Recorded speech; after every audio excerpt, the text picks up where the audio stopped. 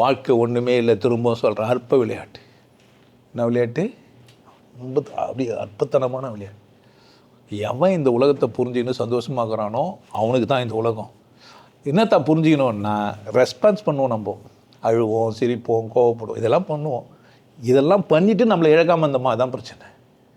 அழுது பணத்தை தூக்காமல் இருந்தீங்கன்னா அவுட்டு. நீ அழு. அப்பாவை புதைய மாட்டேன்னு சொன்னேன்னா தான் பிரச்சனை. எரிச்சிருவேனா கூட நியாயங்குது. விட மாட்டேன், எங்கேயே வச்சுப்பேன். என்ன தான் செவல் மேலே ஒன்று போட்டு விடுறேன். பொச்சிருவேனா புதிய மாட்டானா? சரி வானா விட்டுருப்பா, நாங்கள் எல்லாம் புதிக்கலாம் வானு எல்லாம் போயிட்டு என்ன பண்ணுவான்னு நினைக்கிறீங்க?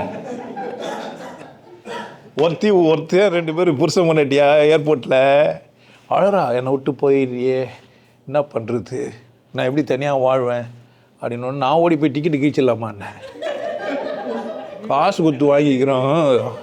வேறு மாதிரி ஆகிட்டா ஏன் நாடகம் பண்ணுகிறா? போகும்போது அழுது அனுப்பணும் அவனு சொல்லிட்டுக்கிறான். புரியுதா? அதனால் என்ன பண்ணான், நான் ஒன்றும் பிரிஞ்சு எப்படி இருப்பேன். அதை இருக்க மாட்டேன், இங்கே இருக்க வேண்டியது தானே.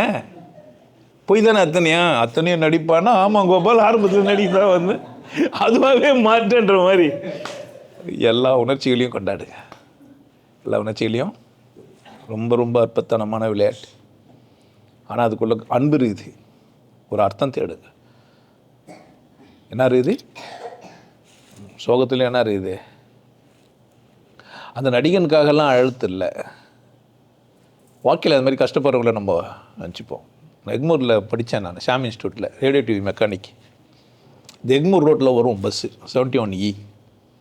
அழாத நாட்களே கிடையாது. சோறு சாப்பிடுவாங்க, கூட சேர்ந்து ஈயும் போகும் வாயில். அந்த ஓரத்தில், அந்த 71E அந்த எக்மூர் ஓரத்தில்.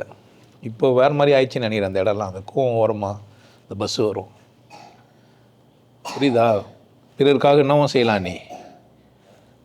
அதுதான் இங்கே ஆகிறேன் நான். எல்லாம் நல்லா இருக்கணும் அப்படின்ட்டு. அதனால் அழுங்க, சிரிங்க, கோவப்படுங்க, எல்லாம் செய்யுங்க. எவனா சொன்னான்ட்டு அழாமல் கிராமல் வந்துட போகிறீங்க, நல்லா இருக்க மாட்டீங்க. அழுதான் நல்லா இருப்பீங்க. என்ன பண்ணுங்க, கொஞ்சம் சோம்பேறியாக இருங்க. அதுக்குன்னு சோம்பேறியாகவே இருந்துடாதீங்க. சிரிங்க, சிரிச்சுனே இருந்துடாதீங்க, பைத்தியன்றுவானுங்க. அவ்வளோ பிரிஸ்காக்கிறன்ற போனீங்க, அவ்வளோ ஹைப்பர் ஆக்டிவிட்டிஸ்னு ஆகிடும். புரியுதா?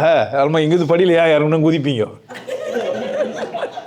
அவ்வளோ கை காலெலாம் இருக்குது அது பார்த்து.